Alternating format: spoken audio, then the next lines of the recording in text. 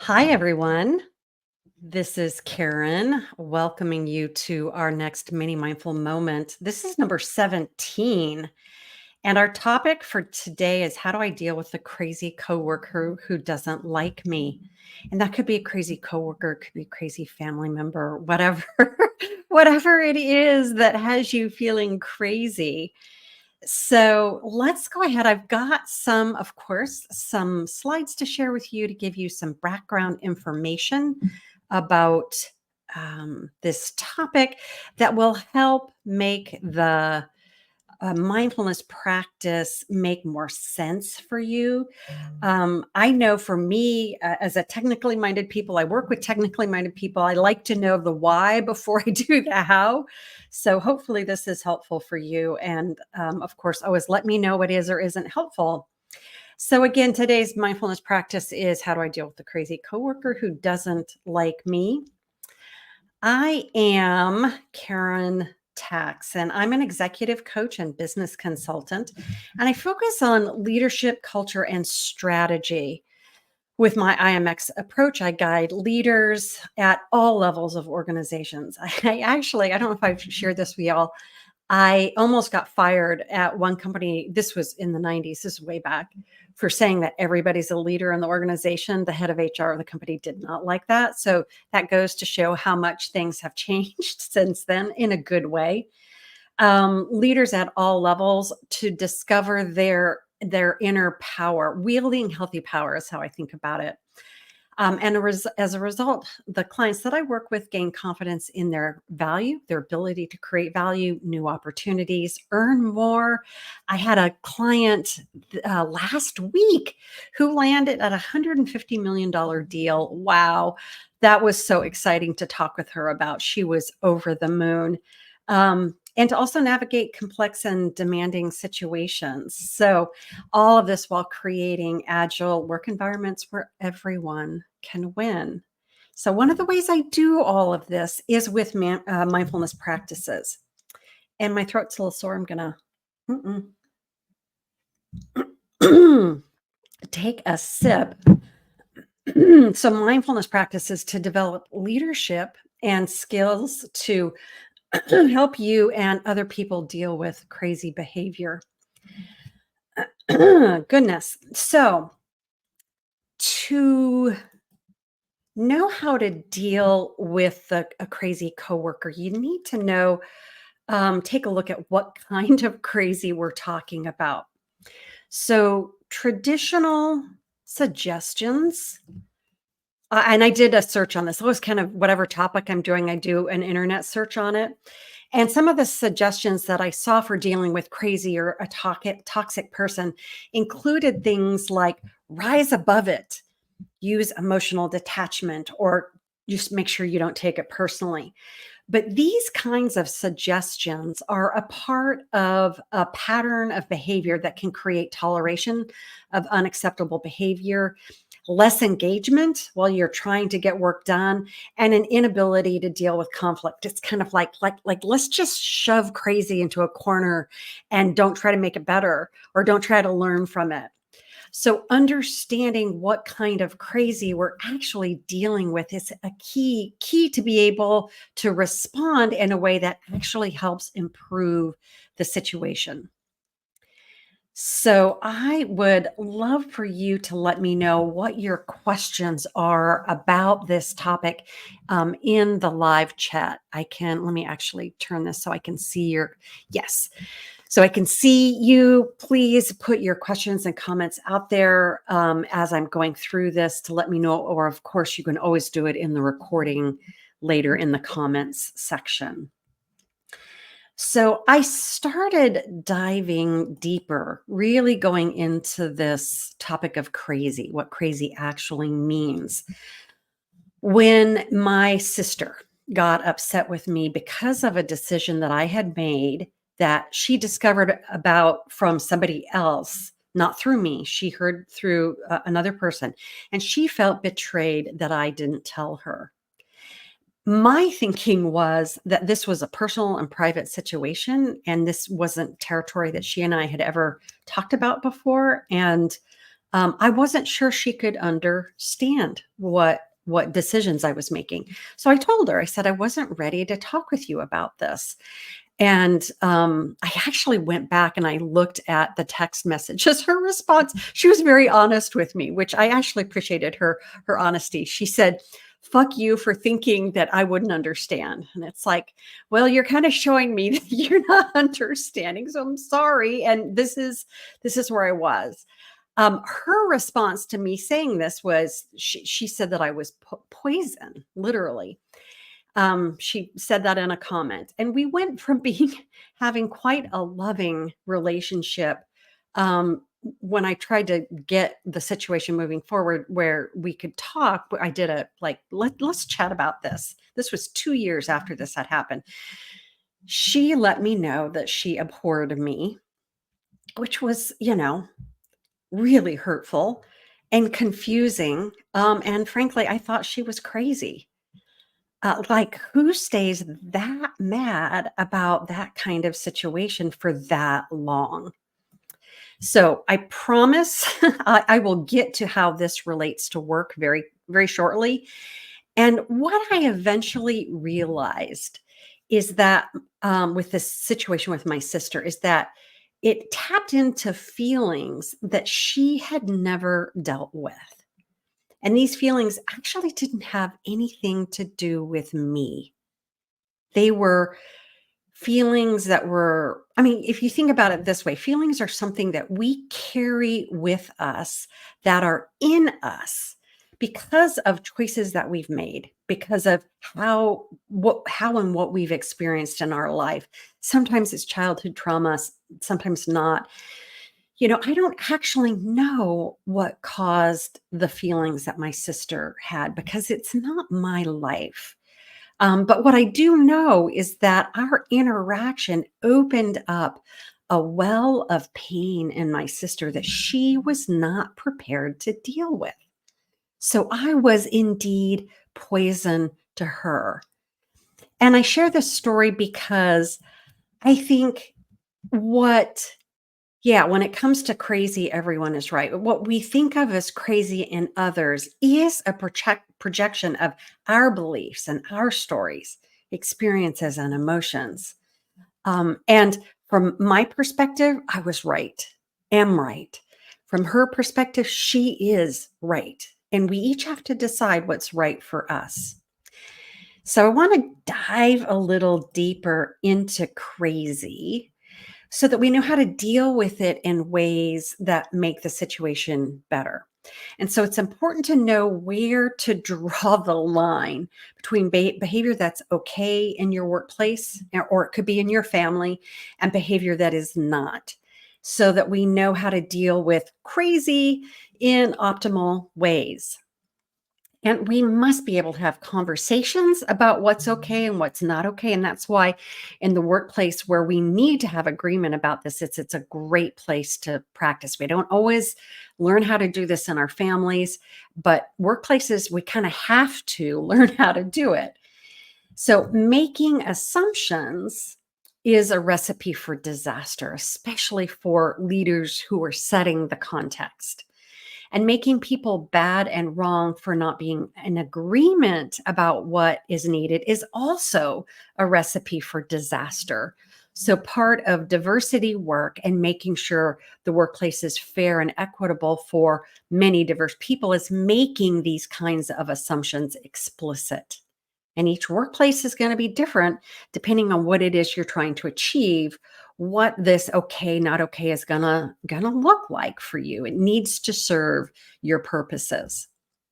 So when it comes to crazy, we need to know what is truly hostile and toxic.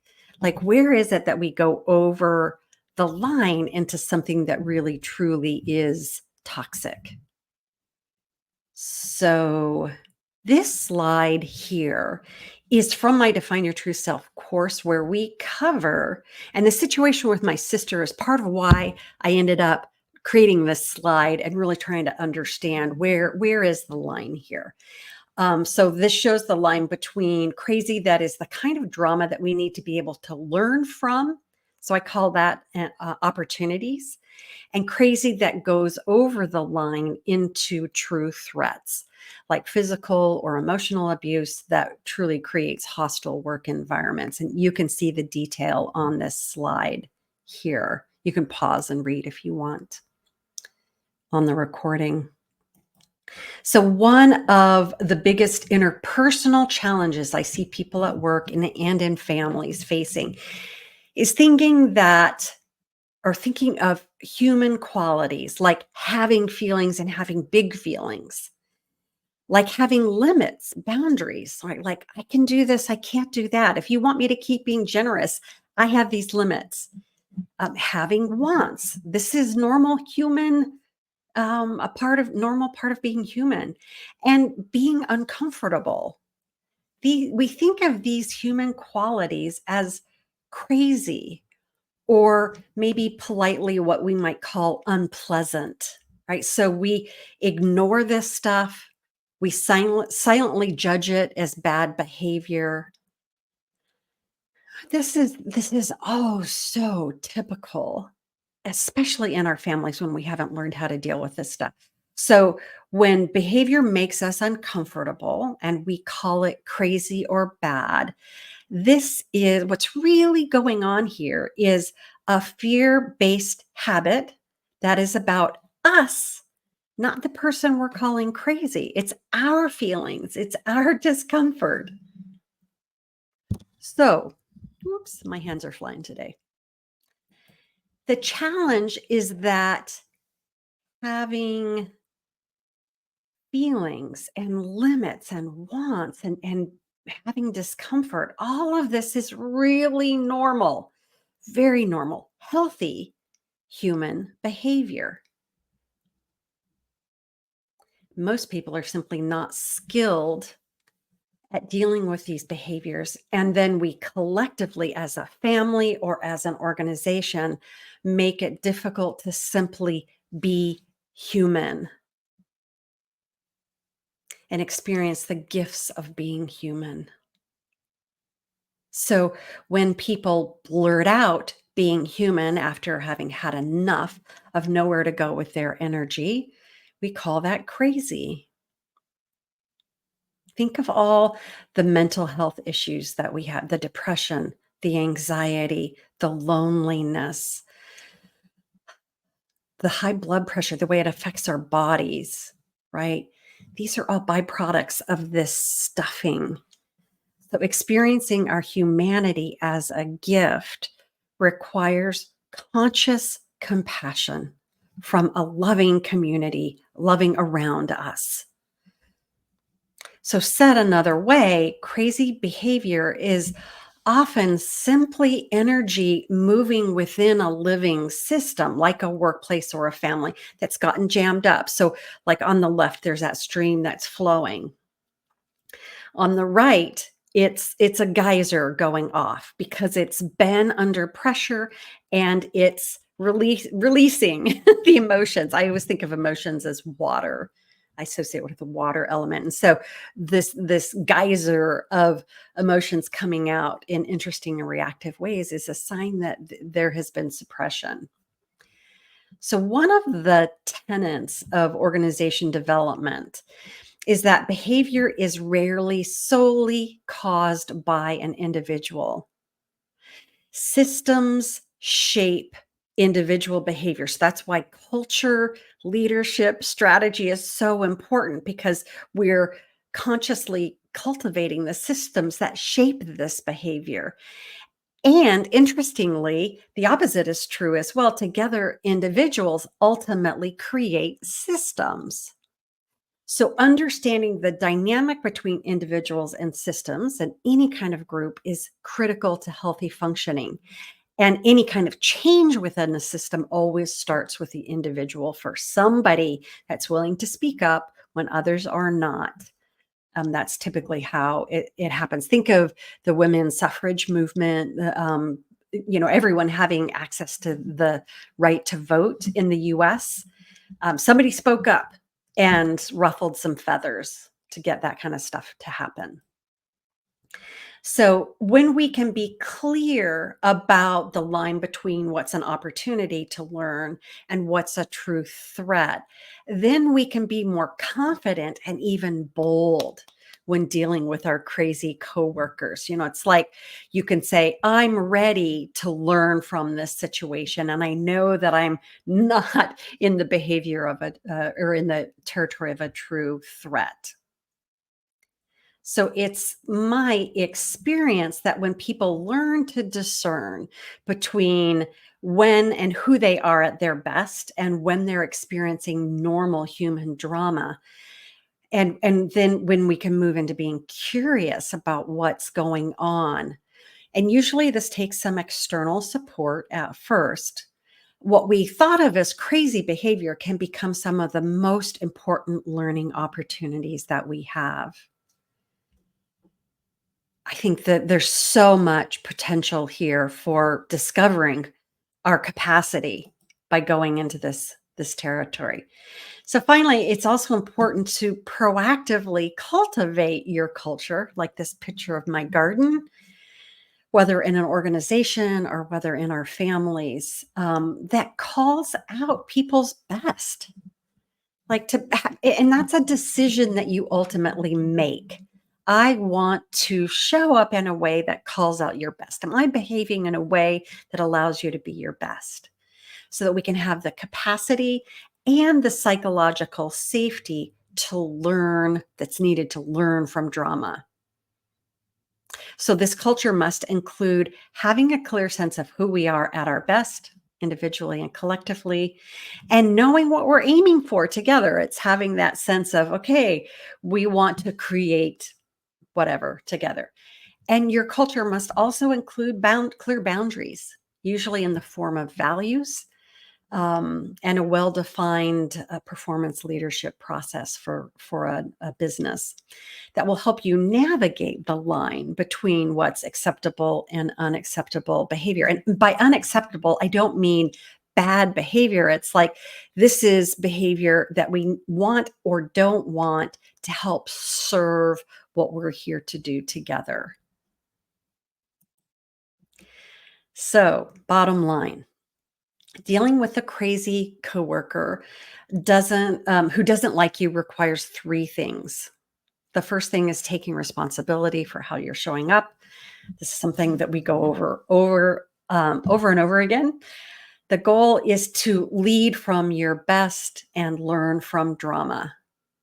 And this means not faking showing up at your best and saying you don't have any feelings when really you do. This is showing up where you honor both your best and your drama, your human self. Best case before you engage your coworker. You want to get that sorted out within you before you deal with the crazy outside of you. The second thing is being willing to be open and curious with your crazy colleague to try and understand more about what's going on. This is what I did with that second conversation with my sister. I just need to understand more in a way where you're not bringing blame or judgment with you as much as you can. So, what's going on with them? And being genuine at this point is key. And then the last thing is, this is just, there's no other way to say it. It really doesn't matter whether they like you or not. You thinking that they don't like you is a projection of your fears. So until you have information that tells you otherwise, it's better to assume the best of others instead of the worst. Then once you get information like I did about my sister, how she was still feeling, it's like, oh yeah, there's not a whole lot I can do in this situation. If she yeah, actually let's go to this next one here to talk about this. The example of my sister, my so-called crazy sister, she's not crazy at all. And we have been estranged for 7 years and 72 days. 72 days, 7 years, 72 days as of today. That conversation that I tried to get going with her after the initial 2 years after the initial upset, that's when she told me she abhors me. And so I decided not to push things. This at the time, I made it clear that further communication would not be viable until things from her end changed. That meant she has to deal with her feelings. So with my family and my husband and my children and my clients who are digging into IMX, these people are having major shifts. So I know what I'm bringing is helping people make really good progress. And I want to share with you. I'm going to take that out and I'm going to add. The biggest impact for me now is the awareness of why would they be acting like that? Why would they ask that question? Where would they be coming from? I'm irritated, but why would they ask that? Maybe if I consider where they're coming from, I wouldn't be so irritated, right? Be more helpful and genuine. Just taking a pause to allow yourself to go into that questioning and openness. Like my big breakthrough is with my son. He's a senior, it's college app time. We've just been going at it. Of course, I did all the stuff in a Gantt, all the things he had to get done so that everything's done well in advance, and handed it to him, and he didn't do shit. Yeah. Just earlier this week, we just had a big blowout. It was so uncomfortable. They're like, yeah, hang out there. I'm like, oh, I just want to pretend it didn't happen. But hanging out there for a minute made me think, where's he coming from? How that might have gone differently. And why were you so upset? It's not your college. And then you start thinking, because I just want to see him make the most of his opportunities. Of course, you want life to be as easy as possible for them. And he has some really fabulous opportunities. You don't want to see him wasted. And I'm like, well, maybe next time I could start with that. Yeah. Yes. So it allowed me to see like a different approach. And so last night, we didn't talk about any specifics about college apps. We didn't talk about any to-do items. We just talked about where he's coming from and where I'm coming from. And it ended on a really good note. I had to let go of the control. That's really hard for me. I have your life figured out. Just trust me on this. And that was he's better at this stuff than I am. He spoke his truth. He's like, I don't need you to plan it for me. He's like, I'm okay with sharing with you, but you have to let me do my own plan. Okay. So this is one of my clients who has been through the Define Your True Self course. That was a recording from at the very end, sharing what Lisa had gotten in her learning. The bottom line here is that you have to deal with your own crazy, in your own internal crazy, what I call drama, before you take on the crazy of your coworker. And it doesn't have to be a big, hairy, scary deal.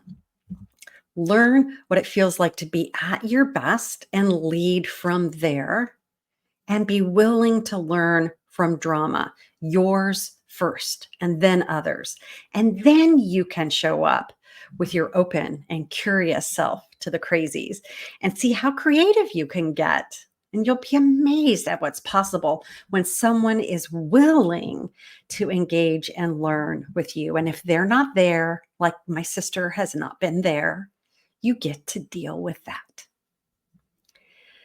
So I'm going to skip the compass stuff and just go right into, because all of this ties into the IMX compass that we use. Let's go ahead at this point and go into the mindfulness practice. These intros are getting longer and longer. I have a lot to say. So just get comfortable, settled into your position. You can close your eyes or not. It's based all on what you want, what's comfortable for you, so that we can gently be with the idea of dealing with the crazy person who doesn't like you. And first, I want you to notice your breath and how, as you breathe, it connects you or can connect you with your entire body. Let yourself just slow down. The best way to access your best self is to create space to access it. And that takes slowing down, even if it's just a little bit.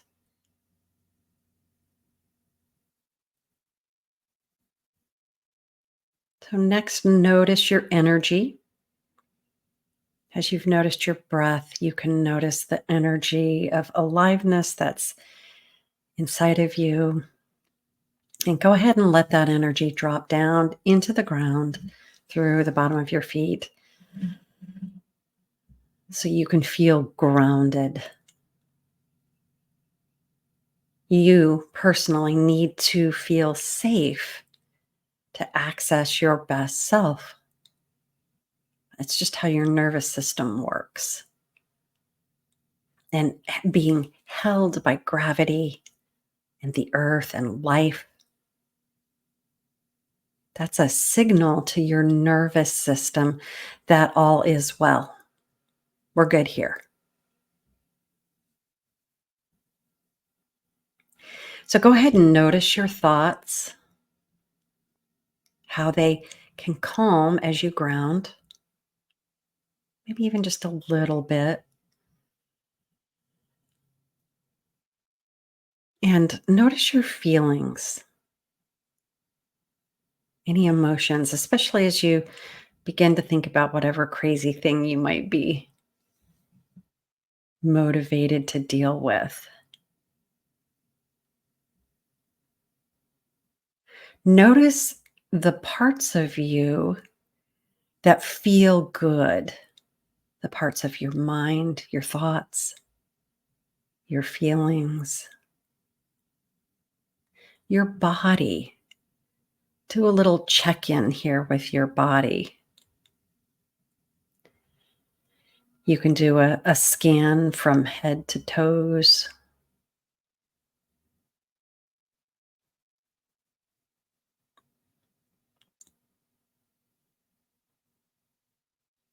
And notice where in your body you might be feeling some pain or tension. Just pick one place. If there's several, just go ahead and pick that one and maybe go ahead and touch that part of your body like you're giving it a hug. I'm hugging my belly.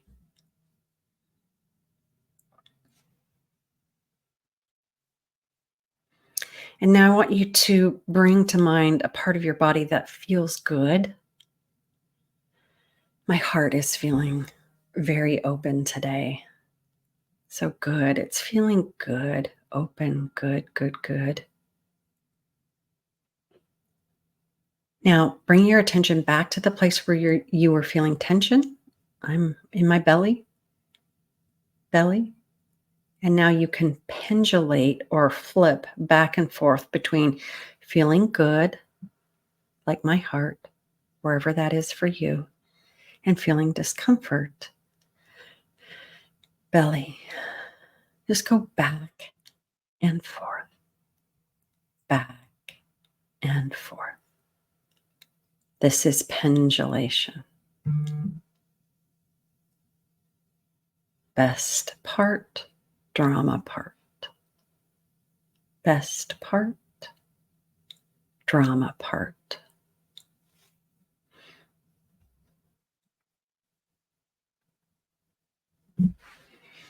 Now I want you to think about dealing with this crazy person and notice what you're feeling in your body specific to that situation. Notice what thoughts arise that are uncomfortable as you think about this. What are some thoughts that are coming up? This person is being unreasonable, or I wish I didn't have to deal with this, or this family member is so frustrating, whatever. Notice if you can feel that discomfort somewhere in your body, like your body is connected to that discomfort in your mind. There's always a connection here.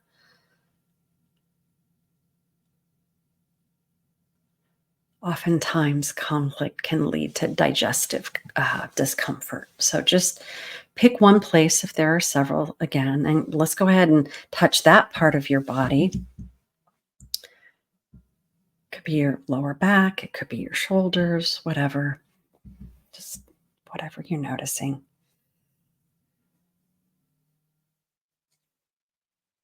Be aware of whatever thought is associated with the situation. Like, I'm so stressed out about this crazy situation.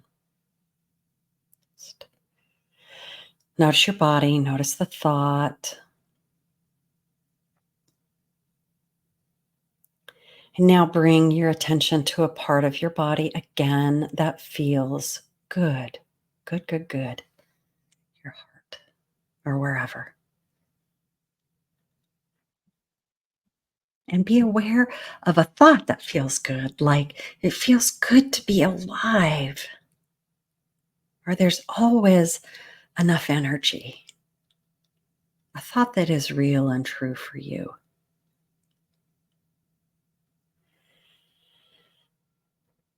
Now bring your attention back to the place of discomfort and the place that feels good. Discomfort, drama, good, best self. Just pendulate back and forth.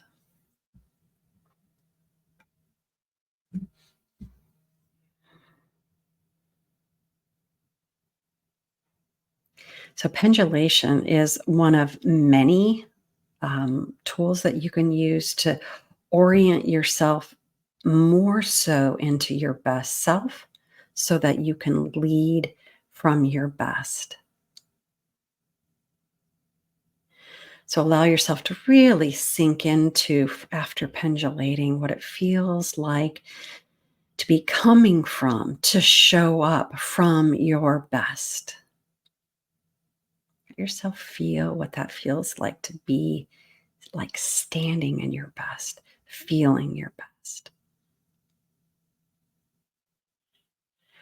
And let's come back to this beautiful human being that you've been calling crazy. And honestly consider, is what is in this situation a true threat? Actually, what's truly a true threat?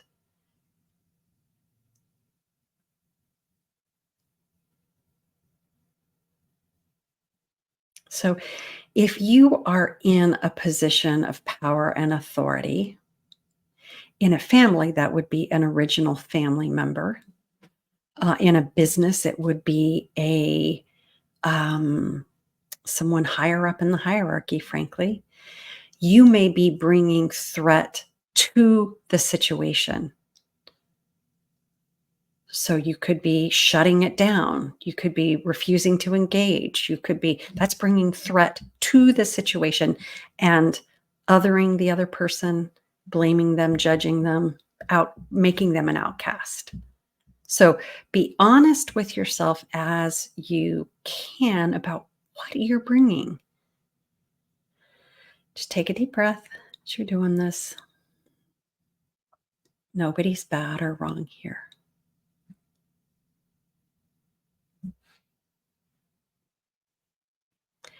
So I'm just going to ask you some questions now, and there's no judgment as I'm asking these questions. Are you willing to learn from this situation?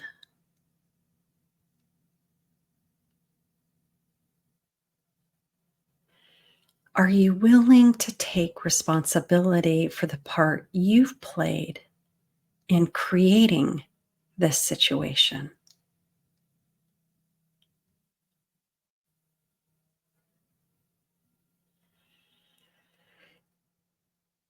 Are you willing to see something more than your personal likes and dislikes?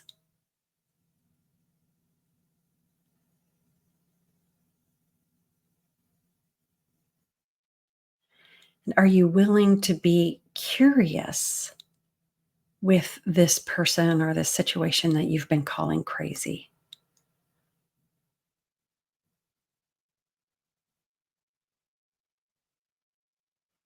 So, these kinds of questions and your willingness to take responsibility and be curious and learn about yourself.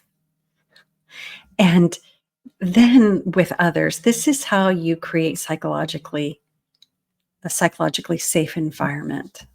You go first. And to do this, you have to be confident in your ability to set boundaries as needed. Like with my sister, it was like, no, it's not okay for you to continue projecting this, these, whatever it is, onto me. And then now you can ask the same from the other person and see whether they are willing to take responsibility and be curious. You'll just have to see, and people are going to be where they're going to be. So keep your attention in this moment on you and your internal state. Notice your breath. Notice that feeling good part inside of you that is your best self, that's always here no matter what is going on. Let yourself anchor back into your breath, feeling safe. You get to bring this with you, your best,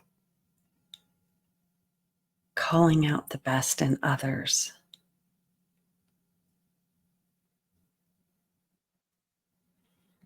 So each person will need to take responsibility for the drama they are bringing to the situation to varying degrees. Some people will do it just a little, some more than that. And this doesn't necessarily look like being perfectly rational. There's going to be feelings. It's okay for it to get messy. It's gonna get messy.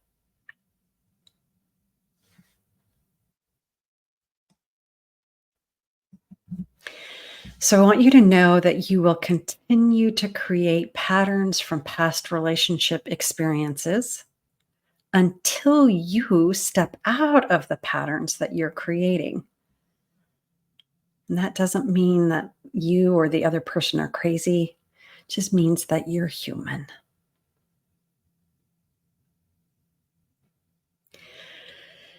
Notice your breath again and take a deep one. And give your human self a hug. It is time to allow ourselves to be human. And it starts with me and it starts with you. So, what's important is to keep working on seeing the best in each other, learning from drama, not making each other bad and wrong for being human. And go ahead and do a body scan again from head to toes. Simply notice how you're feeling. If you're feeling more tension in this moment, I'm noticing some stuff showing up. Just know that that's things moving. It means we got things moving with this mindfulness practice, and that's good. You might want to go take a walk outside after this to make sure it keeps moving. Okay, so go ahead and open your eyes if you've had them closed. And my invitation for you is to bring as much openness and curiosity to the craziness in the world as you can, and this willingness to learn for yourself. Um, I haven't seen any questions come up in the live stream. There may be questions from the recording, so please add those to the comment. And of course, I would love for you to like this event, like the recording, if you enjoyed the experience. And of course, all questions are welcome. Thank you so much for being here. as I explored this topic. Next Monday is Labor Day, so I'm not going to do a mini mindful moment then, but I'll pick it up on the Monday after that. Okay, take care. Bye bye.